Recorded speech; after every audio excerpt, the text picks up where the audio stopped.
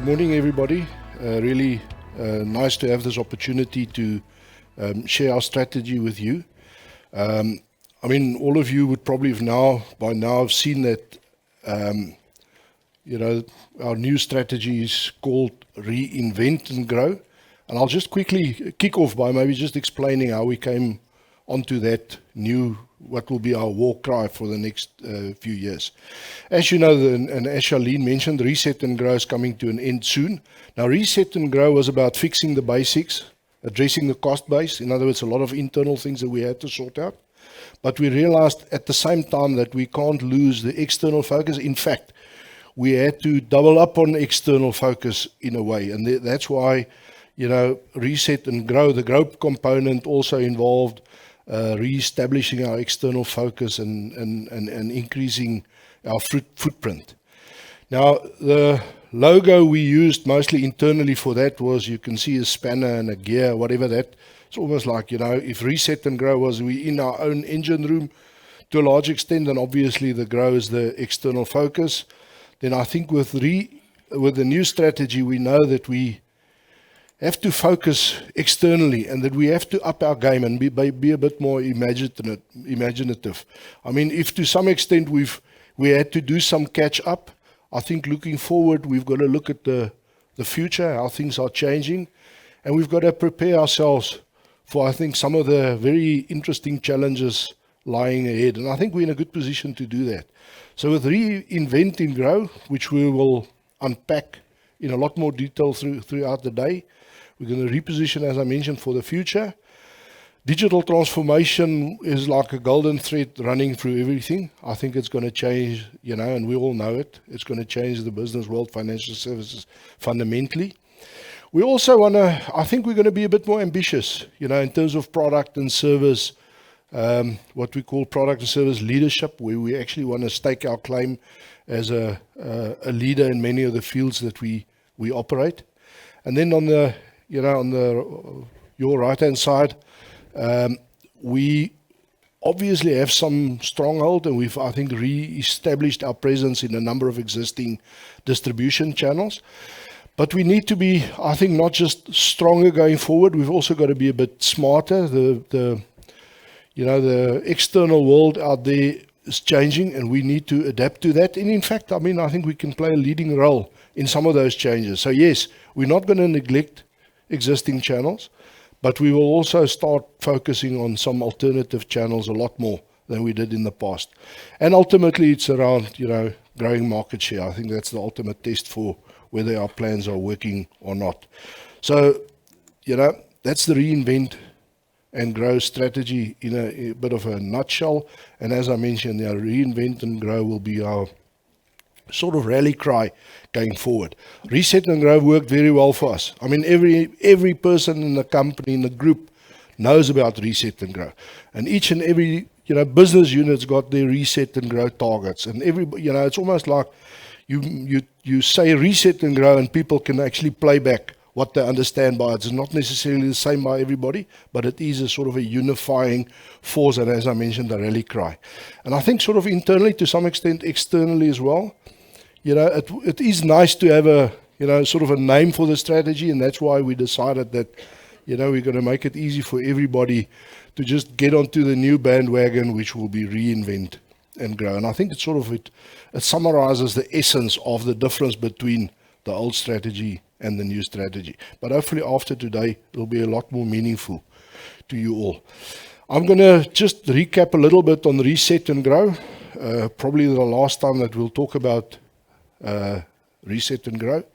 Then I'll spend a few minutes just on strategic context, just to explain, the process a little bit, and maybe some of the sort of big issues that we looked at from, as a group in our strategic planning. And then very, very high level, I'll share with you, you'll begin to share some of the detail around the Reinvent and Grow strategy. I just also want to give you my flavor of how we planned the day. We deliberately decided not to almost, have sort of a program where every business unit will talk about, almost like in a similar fashion, the same 6 or 7 headlines or main topics, products, this and that, or whatever. And and also we didn't necessarily, cover all the business units. You will see, for example, we would have loved to, feature India quite strongly, but India, their year end is 31 March, and the holding company of our health initiative got a results announcement in the next 2 weeks, so they're in a closed period. So unfortunately, we would have rehashed things that you already know, so we thought that wouldn't do it justice. So unfortunately, we won't talk much or anything really unless there are questions about India. We also decided that we're not going to go into detail on Africa.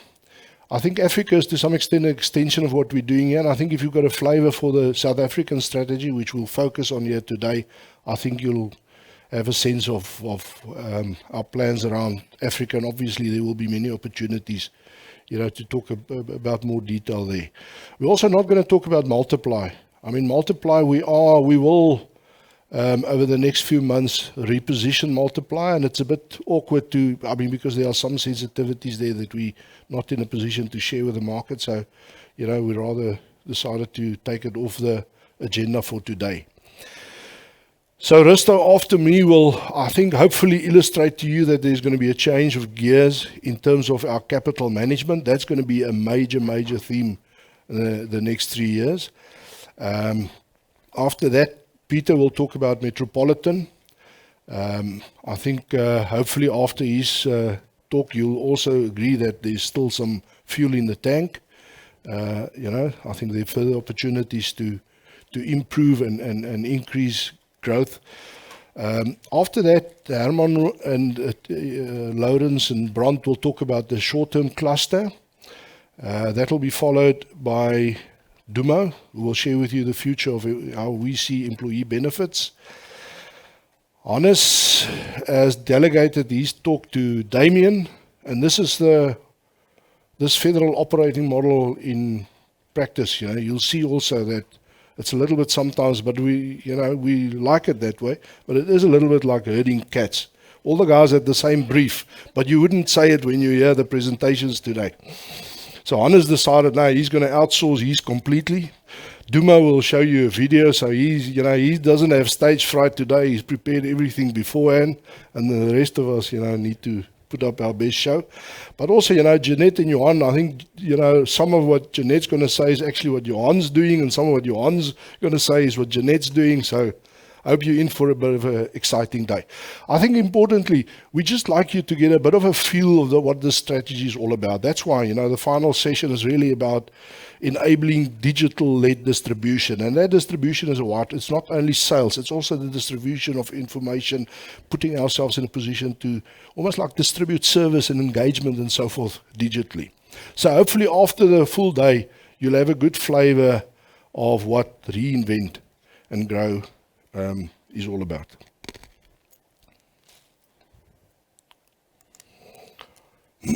Okay, Reset and Grow. This is the signature slide. I think all of you will know that there was quite a big miss in 2020 in terms of our normalized headline earnings, which is the one, we were basically working towards 4 billion in 2021, this financial year. I think after the half-year results where we had to, further strengthen our COVID provisions and so forth, it's common cause that we won't achieve the normalized headline earnings target for 2021.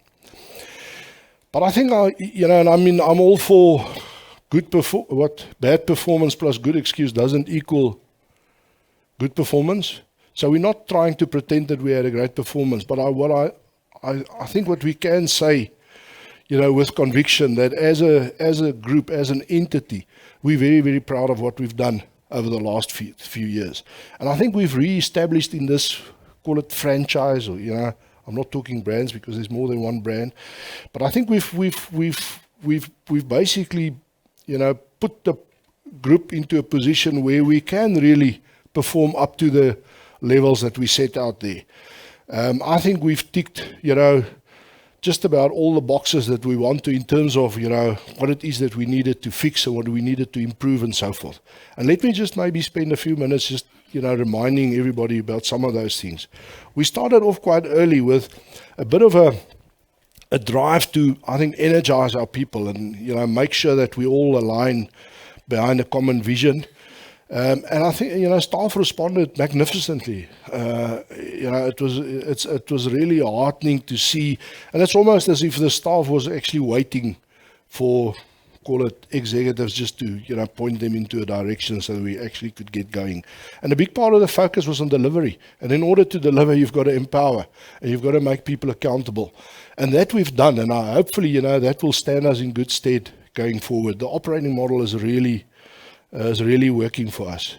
Over the period, we improved our VE positioning. Recently we launched the ESOP share option scheme for staff members, which is sort of the most recent thing we did. I think our brand visibility increased significantly, and also, we've done some very good things in Africa. So all in all, I'd say we, at least as far as the reset component is concerned, our own engine room and so forth, I think we achieved what we wanted to, but we did that without losing the external focus, which was always our intention. So yes, we did increase our footprint in all the channels that we present, except for Metropolitan, where we deliberately decided to reduce agents from about 4,000 to 3,000, while we were sorting out the channel, and we will probably move into a bit of a growth phase again now. IFA support, I think you would have seen from the latest results. I think we're back. We are, I think we've re-earned a lot more support. Our supporting IFAs have increased significantly. Health is winning business. I mean, most recently we won an open tender process for quite a sizable closed scheme, which was awarded, since January this year. So again, in a very difficult environment, and you'll see from the health presentation, we to show a little bit of growth, and we did show a little bit of growth, I think is not to be sniffed at. Guardrisk, I think, continued to be a stalwart. I mean, they growing from strength to strength. Yes, there were one or two curveballs, one of them being COVID over the last few period, but Guardrisk is growing from strength to strength, and the very deliberate strategy they had in Reset and Grow around growing their proprietary business, I mean, that's been hugely successful. As far as personal lines insurance is concerned, I think the AFI transaction puts us in a good position going forward to be more competitive and to be a bit more of a seeded player. Yeah, and then, as you know, India, I think, is tracking the plans, and you will would have seen that Africa is actually quite a reliable source of, I think, some very good financial results lately. I will just close off with two slides, and these are from Michael Christellis's report, a recent report, where he looks at market share statistics. And I think, if you look at the affluent APE, this is risk and investment business, I think we could, at least, I think he only looks at the basket of the 5 biggest competitors. Then we've increased our market share from 14 to 21, which I think, obviously, I think that's sort of the proof, and the, proof is in the pudding. So that's the pudding, not the proof. And as far as the low income market is concerned, as you will see, I mean, we contracted from 17% was in 2015, so that's 3 years. But I mean, lately I think we're in a very different position.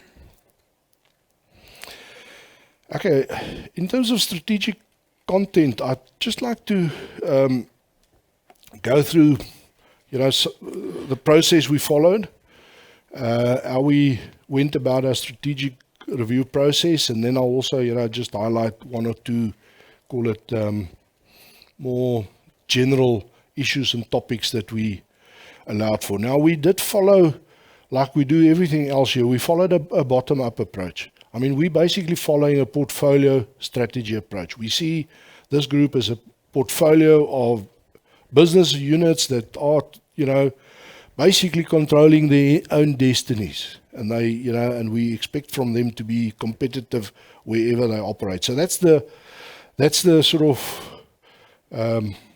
approach we followed. But there are some golden threads that pull us all together. And we just, as part of this process, also reminded ourselves of what that is. I think, first of all, what's our purpose? We enable our clients to achieve their financial goals and aspirations. Not too complex. We all can, remember and understand all of that. And our strategic DNA, again, with the strategic process, it's good to remind yourself of those things. But we in protection business, and then we in investments and long-term savings business. That's really what we do. We focus on South Africa. I think, I think if we believe that we have and if we're confident that we can be successful in another market, we'll try it. Now, I would say with India, it was probably the wrong way around. It looks like we are successful. So, it now fits the strategy. But we all know it was opportunistic, but it was, I think, a bit of a blessing that we are there. We're very, very happy with that. But it's probably more appropriate when we talk about, let's say, our presence in Africa. We're not going to be in a market in Africa if we don't think we've got a very good chance of winning. So as you know, we've reduced our presence in Africa. We'll only return to countries where it really will make sense and where we have a reasonable chance of success. And then I mentioned that, we execute through this federal approach, empowered business units that really, go out there close to clients, full value chain responsibility. The strategic approach, as I mentioned, was, looking at it as a portfolio of businesses. I'd just like to unpack that a little bit more. There are basically three, almost call it pillars, that we look at when we look at our portfolio of businesses. The one is, does it make strategic sense for that business to be here, for us to have that business and so forth? And that's really, are there some synergy opportunities? But also we expect from our portfolio businesses to contribute, to things like brand. So we would like to ask any business unit, what did you contribute to the brand the last year or the last 24 months? It's not one-way traffic because, we all need to, do our bit if we want to improve the brand strength, as an example. Also, we look at capital allocation from a corporate point of view, and then we will, I think, allocate capital where it makes most sense. So we will optimize capital distribution, and generally we'll leverage our strengths. And, brand is a good example. The value creation bit in the middle is really where we spell out to our business units what we expect. What does this, in order to belong to this club, what are the requirements? And also, it's up to business units to obviously make their own plans, but we want to see clear goals. So that's part of the process, almost like we have return on capital, return on equity requirements. We want all our businesses to show real growth in earnings. But yes, as far as performance targets are concerned, they set their own targets, whatever, but it's a bit of a top-down, bottom-up approach. And then finally, sustainability is another of the pillars where we look at, the diversification in the portfolio overall. Are there gaps, Does it make sense from a diversification point of view? Obviously, we'd like to always see a pipeline of new opportunities. And then, things like culture, we can't emphasize enough, but we have this culture of empowering our people, and then also, there's accountability for what they do. We are a proudly South African company, and that's why, we want to be authentically transformed business. And that will continue going forward. And, for me, it's the importance around transformation is that we as a business internally, all our staff members must actually believe and buy into our transformation plans. And like we do with everything else around, let's say, employment equity, it's a bottoms-up approach. So each business unit's got their own employment equity targets. Senior management level, middle management, the whole works. That's just the way we get results. Is if business units, make their plans and then work their plans.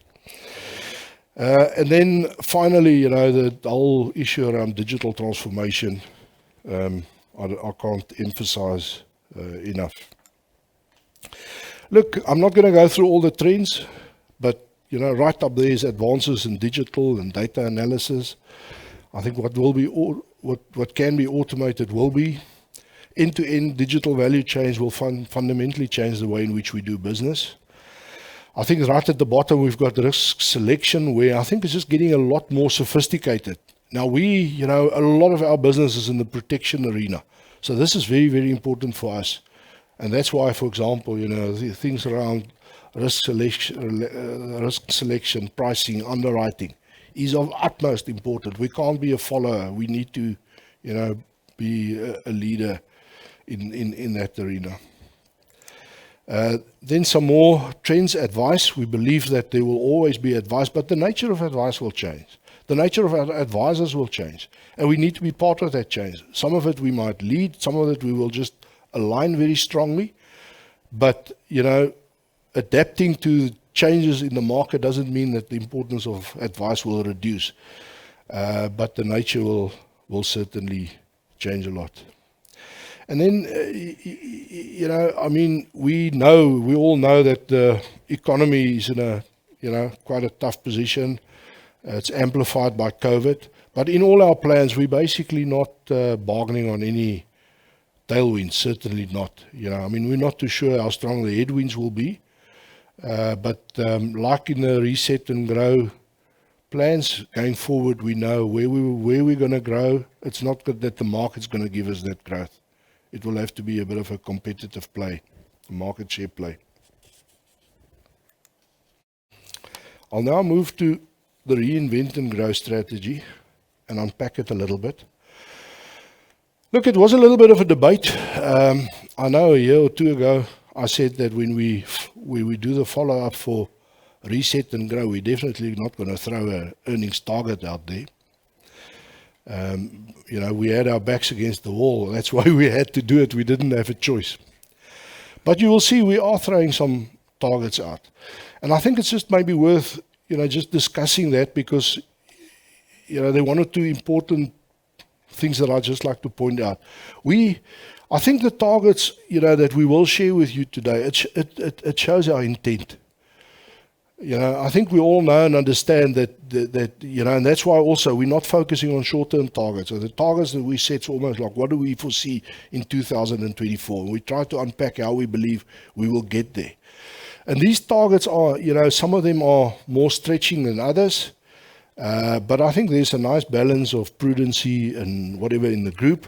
And by the way, I don't know whether it'll give you guys comfort or not, but Risto is becoming more conservative, okay, which is why I'm becoming less conservative. So 3 years ago we argued him in this direction, me in that. We now swapped roles. Okay, no, not only, it's a joke, Risto. You still, I'm still more conservative than you, even though, yeah, okay.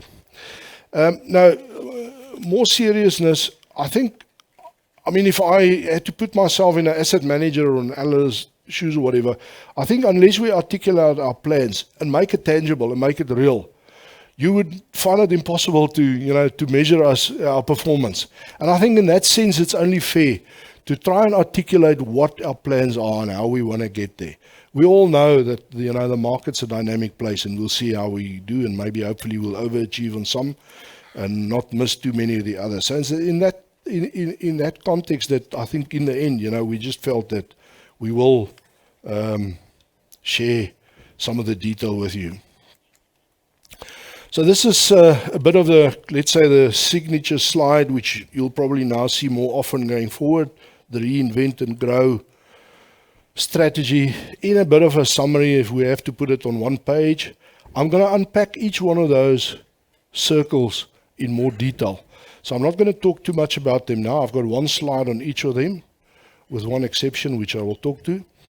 But we're going to, on the top left is basically around distribution channels. And yes, we will grow in existing channels. But as I said, we're going to box smarter. We just not, it's not only about strength. It's also about, I think, being creative.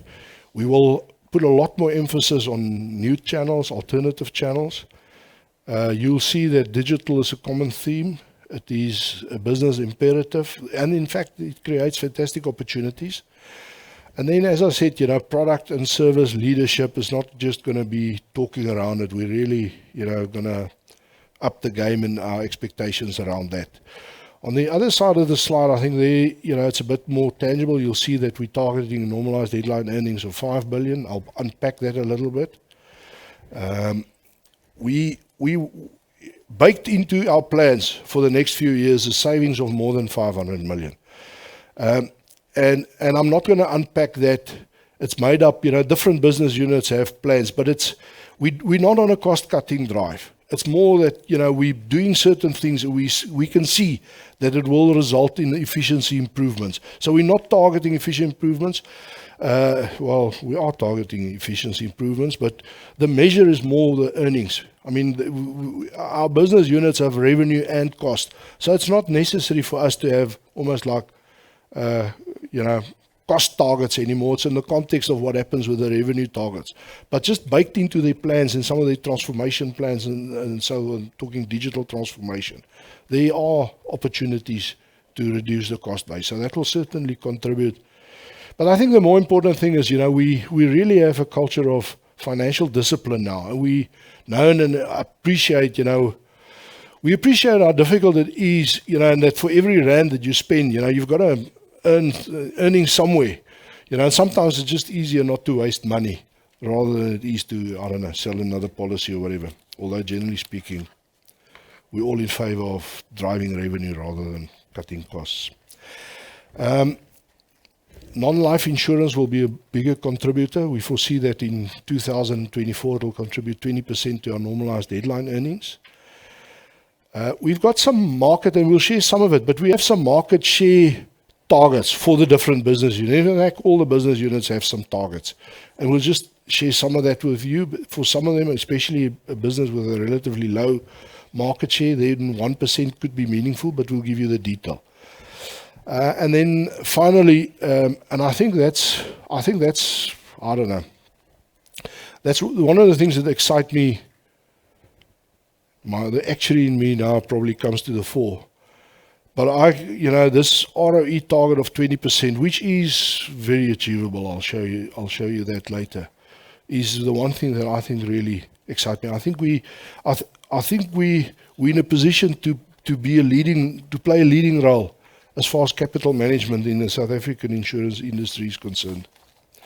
Okay, so let me go into some detail.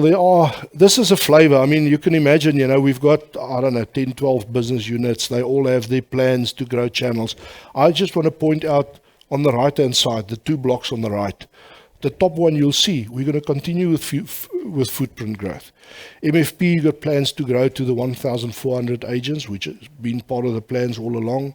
Momentum Consult, that grew very nicely up to 300 advisors. They want to add another 100. You'll see that we eventually passed the 2,000 IFA supporting brokers. Remember, we've got a definition of what a supporting broker is, and it's now consistently more than 2,000. I think the latest is around 2,200, but we foresee that could grow to 3,000. If we implement the plans that we have, it certainly will. And then the Momentum Insurance, they've got their own tied agents, the old sort of Alexander Forbes agents. Currently, there's about 135 of them. We'll grow that as well. That's the plan. At the bottom, I think, and that's, Peter will talk more about Metropolitan, but we will, I think, in a very responsible way, grow the agency force. We foresee that it might grow back to 4,000. We're not going to be, we don't want to necessarily be held to that number, because quality is almost more important than quantity now. If we improve the productivity and continue to improve productivity, we'd rather increase our sales volumes in that way, because it's a lot better for V&B and all the other metrics if we can actually reach some of our growth targets with less advisors. But because we're in a better position, just from a management point of view, our activity management's up there and so forth, we foresee that there will be opportunities to grow the agency force. As far as new channels are concerned, again, I mean, I'll just highlight two things. On the top right, you'll see that the Momentum Corporate, the admin-only large administrative portfolio of businesses, we've combined that with Momentum Consultants and Actuaries. So in a way, it's a more of a end-to-end, and it's a business with more of a their own income statement that they can actually work on. So we believe it's more of a viable unit than the two independently. And I think it's already unleashed a fair bit of energy and so forth. So, and that will be our direct play. I mean, that's an opportunity to broaden our direct distribution and so we rely on that to reduce our dependency on intermediaries. But again, in corporate, like in everywhere else, we're not going to neglect the strongholds that we've already established. And then the bottom left, for Momentum Life, there's already what we call Velocity Club. I don't think Johan's going to say anything about it. It's I'd say, up to 12 months or so ago, it was what we would call a bit of a skunk works, but it's beginning to get a bit of traction. But it's an alternative distribution channel, quite small, but we're learning very, very interesting thing. It's almost like Momentum Life's version of GetUp, which is a alternative distribution initiative in Metropolitan that Peter will unpack. It's quite different, but Velocity Club is something that will receive a lot more attention going forward. In fact, in total, you'll see there that Myriad target 7.5% of API, annual premium equivalent, API, annual premium income, to come from alternative channels, in other words, not IFAs. Now that's 7.5% in API. In terms of policy count, it'll obviously be a lot more than that. And I'd say that's not an insignificant objective. As far as Accelerate Digital is concerned, there's a whole lot of things here. I mean, I think one of the most important things, because it is such a challenge in a federal environment, but Johan will unpack it more. But the bottom left, where Momentum Retail is working towards a open API platform, that's really the platform that we take to advisors, IFAs. So we have a common platform, IFAs, our own consultants and so forth. That's where we actually bring together, all our different product houses where they play on the same field where we actually, pitch for business in a similar fashion. So it is we've done a lot of work on that lately, but Johan will unpack it in more detail. And that's just one example. I mean, there are digital stories right through the business. And then finally, product and service leadership. As I said, we're just going to expect more of our businesses. And I think, businesses are ready to, I think, play a more proactive role. And also, keep in mind, a lot of the innovation will now almost be process innovation rather than, there will be product innovation, but it will be, almost like the packaging and the servicing and how we deliver is going to be almost as important as the product itself. And in fact, the way in which we deliver it will create innovation opportunities on many fronts. So that's that. So as far as the circles on the left, I'll now turn to some of the targets that I mentioned. Currently, and we've shared that with the market at our interim results stage, we believe that, if we sort of normalize our normalized headline earnings, we're probably good for 3.6 billion in 2000 or in this financial year. It's the lower end of our target. Risto, as I said, he's now more conservative. So he will tell you why it's somewhere between 3.2 and 3.6. And this is how we see I will get to the 5 billion. Now, I mean, obviously, we had a fair bit of debate around the 5 billion because, I mean, looking at it sort of at face value, if we're now good for 3.6, 5 does not sound ambitious. And yes, I mean, I would have liked to see a range north of 5 if we had to go for a range. I think there are some valid issues that we debated internally. COVID is one of them. It makes it extremely difficult to plan with a lot of conviction. But over and above that, there are some structural shifts in here. For example, In Metropolitan, a fair bit of Metropolitan's current earnings is from savings products. But that basically disappears over the next 3 years. So for Metropolitan and that's not an annual growth, the total growth is 15%. For Metropolitan to grow the earnings by 15%, they probably have to grow the risk business by double that. But again, Risto will unpack this in more detail.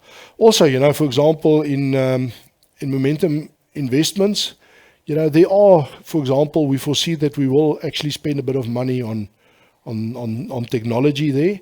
Plus, we haven't rolled out all the fee adjustments right through. So there are, again, as I said, some structural elements. But you'll see as we move down, there are some exciting growth numbers. Momentum Life, that will be quite a stretch, and it will rely heavily on Myriad being successful. So all in all, I think we settled on 5 billion. We couldn't agree that we'll have a range above 5 billion. We could also not agree that it will be a range below 5 billion. So we settled for the 5. We'll see where we end up. But again, as I said, it shows intent. And also, I think, keep in mind, if we're good for 3.6 billion now, then 5 billion in 2024 will basically represent 12% growth per annum, which I think in the market that we foresee, it's not going to be a walk in the park. I mentioned that the short-term side will play a more important role, and whereas it was 10% of normalized headline earnings in 2018, it's now close to or around 15%. In another 3 years' time, it will probably be at 20%. Another interesting point, just more relevant to the previous slide, but I'll mention it now. That sort of insurance business, if we look at Momentum Life, Metropolitan Life, and corporate, if we see that as insurance, it currently represents about 60% of earnings. That will drop to 50%. As you see here, the short-term business, the non-life business, will grow from 15 to 20. And then also on the previous slide, let me go to the previous slide. Sorry, it's 2 slides. New initiatives was a drag of 15% on earnings. And we foresee that will basically, be no drag in 3 years' time, plus 150, minus 150. So those are the big factors, I think, that boost the earnings meaningfully. I mentioned that, we have market share targets for the different businesses. If you look at the total risk market, and Johan, it includes banks, and it includes direct, it includes everything, because there will be some other stats later today, which is maybe only IFAs or whatever. But if you look at the total risk market, our current market share, Myriad's market share is 8%. But we foresee that we will, we can probably gain 1% per annum over the next 3 years, which will be, some achievement. And really, I think that's what we hope will drive the growth in earnings for Momentum Life. And you can go through it. For the wealth platform, investment business, really, that's almost a doubling of market share, which is quite bold. But I think we've seen lately that we're doing very, very well there. Guard Risk, that's the proprietary insurance business where the current market share is just below 2%. So that represents a 50% increase if they can grow that to a 3% market share. And all the other numbers are there. You can see Metropolitan, it's difficult to say. If we look at right now, the last few quarters or whatever, our market share is probably more than 15%. And that again is now not the whole market. It's almost like the emerging market share. But I think sort of, a good starting point, because I think some of the companies will make a bit of a comeback, but we're probably starting off with a 15% market share. And again, we can take that to, I think, close to 20%. And then finally, return on capital. If you look at 2020, that was, as we said, unfortunately spoiled by the COVID provision. So if we look at 2021 again and we normalize things, then I'd say, our return on equity is probably somewhere between 15 and 17%. if we sort of achieve earnings of, I don't know, 3.6 or let's say 3.6, our NAV is about 21 billion. That gives us a 17% return on equity. And you'll see that, if the earnings can grow to 5 billion, that's the 40% over the 3 years increase. The NAV increases by about half of that. That's what we foresee. That's what our models tell us.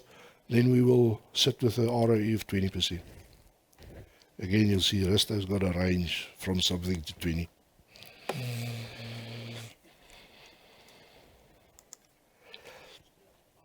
Okay, I'm about to conclude.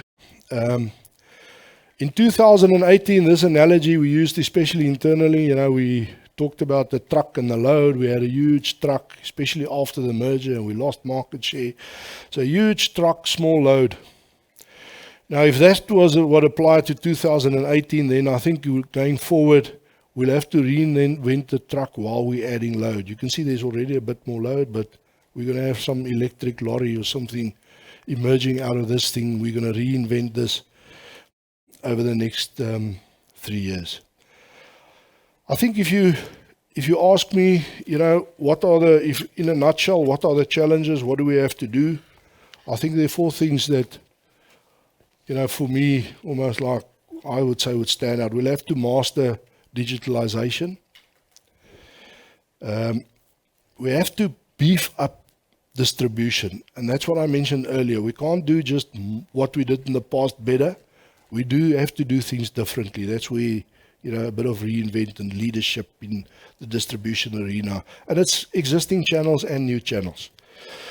Then I think there is a bit of a diversification shift happening in the business, and I think we'll have quite a healthy and quite a diverse group in 5 years' time. So for me, that's important. And then finally, just all the things we're doing in terms of capital management. And it's a process that started a while ago, but I mean, we now have capital deployed through the group. Every business unit now have their own capital, and they know what their return on capital is, and they know what and they're setting their targets, and they know what we want from them. And it's it's one thing if you've got a very high return on capital, but the businesses that are not really delivering up to the required return on capital, they also know it. And that's where we probably will see some of the shifts. So that concludes my presentation. Thank you very much.